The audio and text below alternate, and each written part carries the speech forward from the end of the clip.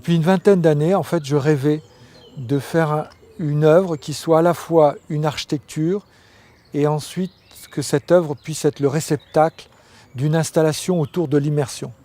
Et donc j'ai pu créer ici au domaine de Chaumont In-Out Paradis Artificiel, qui est à la fois un dôme géodésique.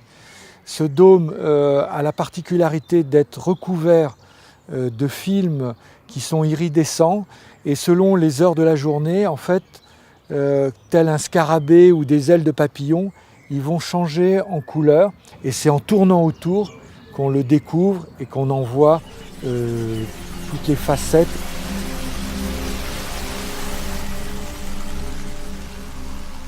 Donc ici, on est dans le second dôme qui devient le réceptacle véritablement de cette œuvre, qui a la particularité donc d'avoir une projection à 360 degrés, donc avec un logiciel que j'ai spécialement développé avec l'informaticien Claude Micheli.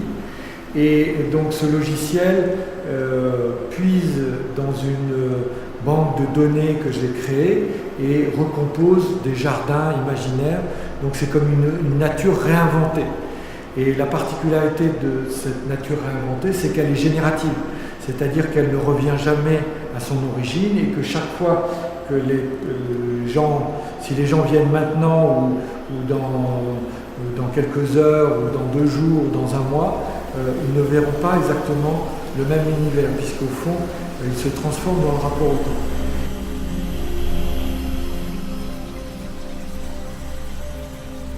Cette œuvre, elle est accompagnée d'une musique, donc de ce compositeur Jacopo Baboni, et du coup, ça devient aussi un espace qui crée des passerelles vers d'autres domaines qui sont aussi le rapport à la musique. Il s'agit d'une musique générative. C'est une chose particulière qu'on ne connaît pas trop.